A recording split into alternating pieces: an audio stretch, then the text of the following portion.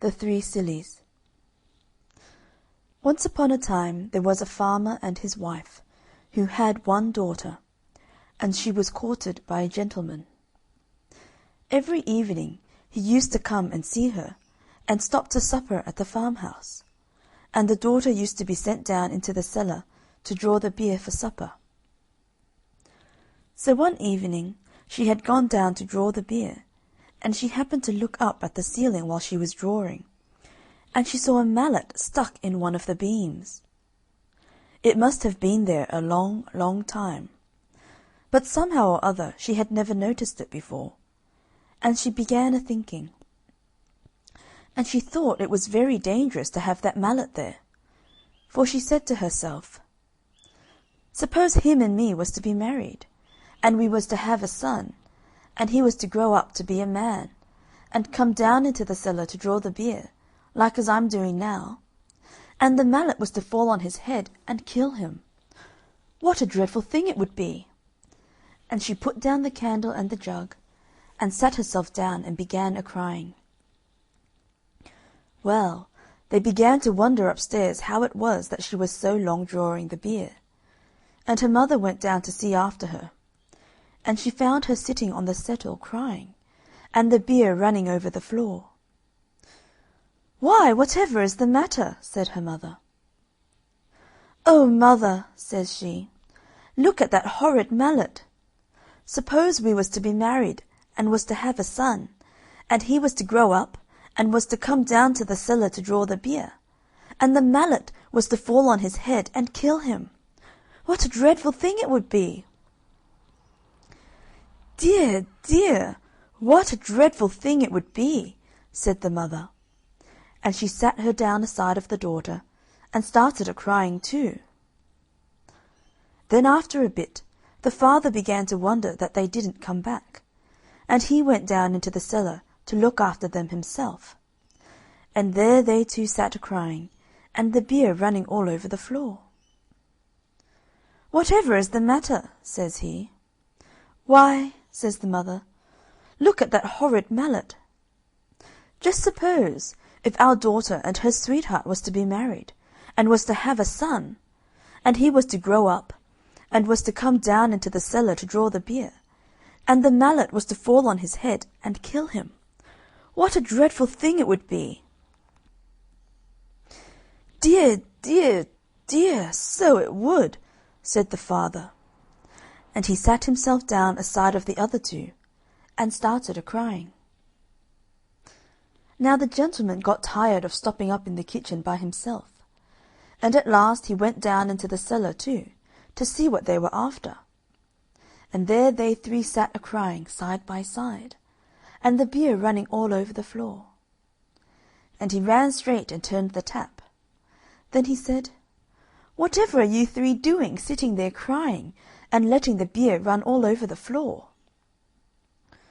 "Oh," says the father, "look at that horrid mallet.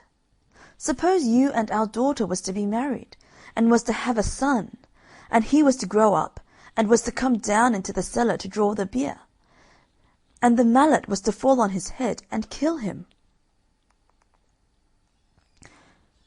And then they all started a-crying worse than before.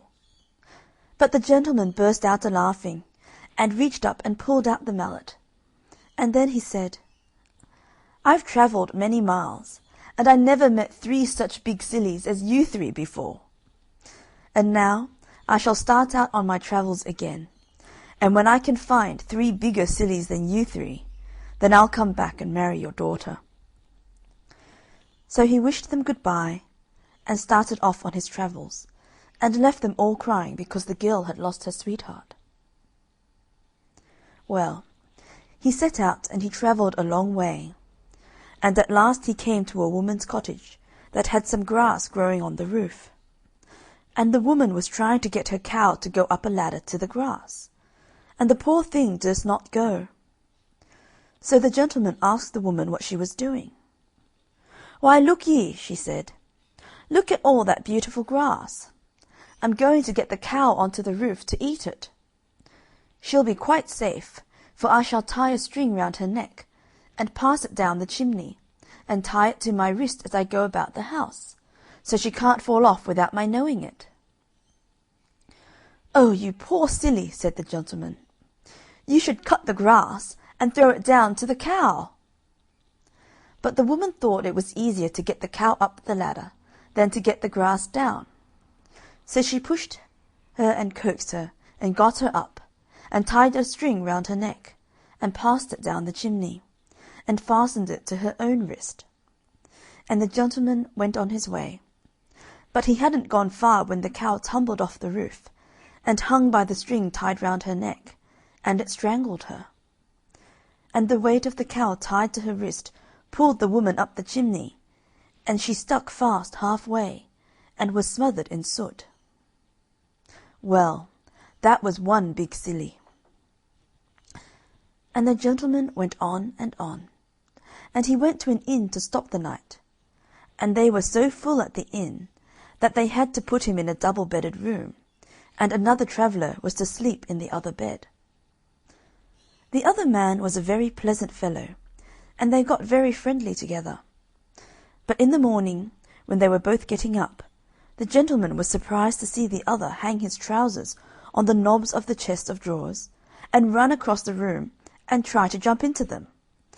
And he tried over and over again, and couldn't manage it. And the gentleman wondered whatever he was doing it for. At last he stopped and wiped his face with his handkerchief. "Oh dear," he says, "I do think trousers are the most awkwardest kind of clothes that ever were. I can't think who could have invented such things. It takes me the best part of an hour to get into mine every morning, and I get so hot. How do you manage yours?" So the gentleman burst out a-laughing, and showed him how to put them on. And he was very much obliged to him, and said he never should have thought of doing it that way. So that was another big silly. Then the gentleman went on his travels again, and he came to a village, and outside the village there was a pond, and round the pond was a crowd of people, and they had got rakes and brooms and pitchforks, reaching into the pond. And the gentleman asked what was the matter. "Why," they said, "matter enough! Moon's tumbled into the pond, and we can't rake her out anyhow." So the gentleman burst out a-laughing, and told them to look up into the sky, and that it was only the shadow in the water. But they wouldn't listen to him, and abused him shamefully, and he got away as quick as he could. So there was a whole lot of sillies, bigger than them 3 sillies at home. So the gentleman turned back home again, and married the farmer's daughter, and if they didn't live happy for ever after, that's nothing to do with you or me.